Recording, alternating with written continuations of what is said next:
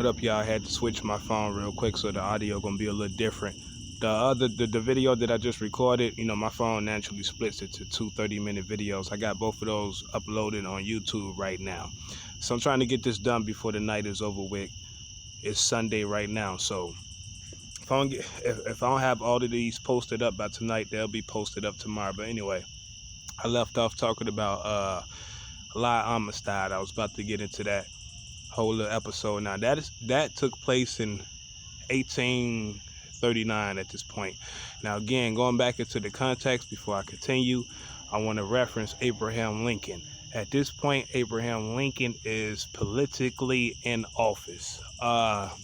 He became a member of the House of Representatives within the state of Illinois in 1834, and he serves all the way up until 1842. Now, this whole little case took place in 1839. This is also the same year that he met his wife, Mary or whatnot. He's going to end up marrying her 3 years later in 1842. So that's the background situation going on with Lincoln as far as his political beliefs. Even as far back then, he believed that slavery shouldn't be emancipated where it exists, but any other territories that become new states within the Union, slavery should not be permitted at, including those places where slavery is not permitted at that same point in time. He's going to maintain that position up until his election, even after. But that's what's going on as far as like this year, 1839. But at the same time, again, La Amistad. This is a weird case too. This is like 1839 in June, or was it July? No, July. This happened in July. Or was it June? Because I don't want to get them mixed up with James Covey. That's what makes this interesting, the coincidence between both of them. Anyway, as far as like La Amistad, the slave that's very famous for this rebellion, his name is Sengbe PA. Sengbe and then Pieh. Now, he was from Sierra Leone amongst the Mende people. That's the language that he also spoke at the same time. Now, slavery, as far as across the Atlantic, had been outlawed at the time. So this is what gained him luck as far as his freedom. He ended up being captured with a whole bunch of other slaves in Sierra Leone. He was being shipped. He was brought to Cuba, Havana, Cuba, and then he was going to get shipped somewhere else in Cuba, and that's where the rebellion took place. Now, as far as on board the ship, I forget the name of the ship, but the owner of the ship was a guy named Ramon Ferrer, and it was two slave masters or slave holders on the ship. Two guys. One, his name was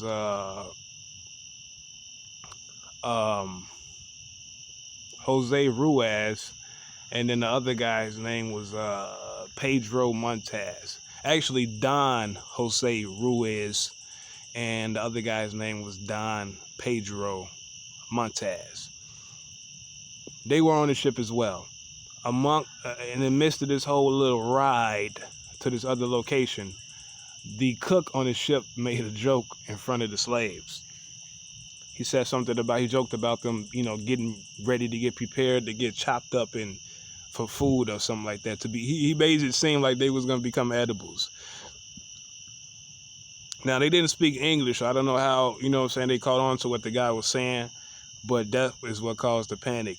Sengbe PA ended up somehow taking his chains loose, and a couple of other guys, and that's when they attacked the people. They attacked the captain. They killed the captain of the ship, and they killed the cook as well. And as far as like these two slave masters, they were ordered to sail back to Africa. So he sort of slicked them, made it seem like that was going to be the case, but they ended up turning, and they ended up sailing northeast to the northeast coast of the United States, near Long Island. Another ship intercepted them. The ship was called Revenue Cutter Washington.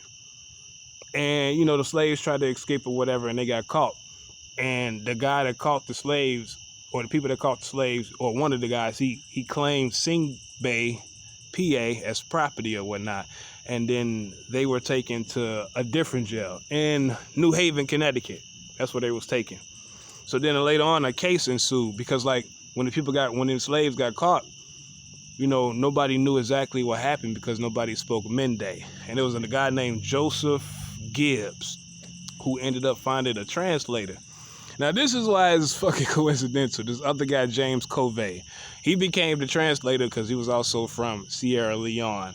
But it's so weird because it's like his situation is almost similar to Sing Bay, PA, as far as his background, because he had just arrived in America a month before, if not a month before, a month after. That's why I want to get the dates correct as far as like when the Amistad case took place. I think it took place in July of 1831. And as far as James Covey, I believe he arrived a month right before that. But as far as like his background, he was initially a slave. He had got caught. He was sewn into slavery. What? I think initially, like, no, actually, when he was young, he was about like 5 or 6 years old. His community got raided by another tribe, the Bulam tribe or something like that, and then he was sold to the chief's wife, or made a slave to the chief's wife. 3 years after that, when he was about like 9 years old, depending on how old he was when he was initially sold to the Bulam tribe, he subsequently ended up getting sold to some Europeans. Now, because the slave trade was illegal as far as the Atlantic, the ship that he was on got intercepted by the British, and then he was freed. Now he was put into the hands of some type of British missionary. You know what I mean? Now I was kind of confused when I read this because they said he got brought back to Freetown. When I looked up Freetown, it's a place in Sierra Leone as well. But he was there at Freetown. He was a part of a church called the Missionary Church Society under some guy named John William Weeks, right? Again, I ain't looking at no notes. I'm just looking at my phone, making sure the videos upload. Anyway, John William Weeks or whatnot. And he kind of served with him for a little bit, and then he ended up joining the British Navy, right?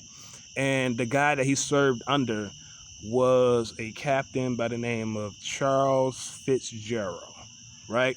So, fast forward a little further, 1839, this is when they end up going to America. Now, again, if I'm correct with the date, they made it to America a month before the La Amistad incident, before they got caught, you know what I mean, or whatnot. So they made it there in June of 1831 on a ship called the Buzzard. And so by the time the whole incident, by the time Sing Bay, PA, and the rest of the 57, actually, they started off as 57 Africans, as 4 kids, but I think by the time they got caught, it was only like 43, maybe 47 of them. By the time they got caught, the rest of them had died or whatnot.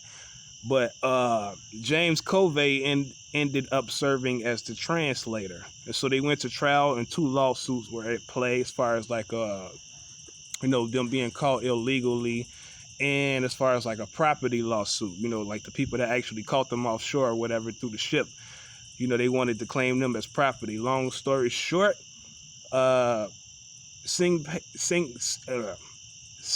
Bay, PA, ended up winning his case or whatnot. And so like 2 years after that, in 1841, in November of that year, is when they were granted and were able and had enough money to go back to Africa. But James Covey also joined them and going back to Sierra Leone as well. That's why it was such a coincidence. I was like, wow, that is so fucking interesting. But that's one of the things that took place. Again, letting you know, like, okay, the laws were at place, and there were a little bit of fairness within the laws. Like, I didn't want to mention this until I got to Dred Scott, but I'm going to go ahead and mention it anyway. Like, for example,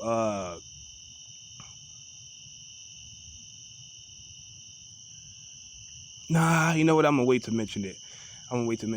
But I just figured I took a note of that, like, okay, that was one of those little fair incidents or whatever as far as like slavery is concerned. But going forward, I think like the major one, let me see, a year later is when Abraham Lincoln's term is off. That's in 1842. As far as Harriet Tubman, she's still a slave in Maryland. She didn't escape yet until 1849. But from 1842, let me see, I want to say like about 5 years later, that's when Abraham Lincoln gets elected again, this time to be a part of the United States House, be a part of the United States House of Representatives, representing Illinois or whatever. And he only served like a 2-year term from like 1847 to 1849 then as well. Now, during this time, the abolitionist movement is still at play as well. You got people writing against slavery, you got people writing for slavery. By the time you get to I'm trying to make sure I'm not forgetting anything. By the time you get to 1850,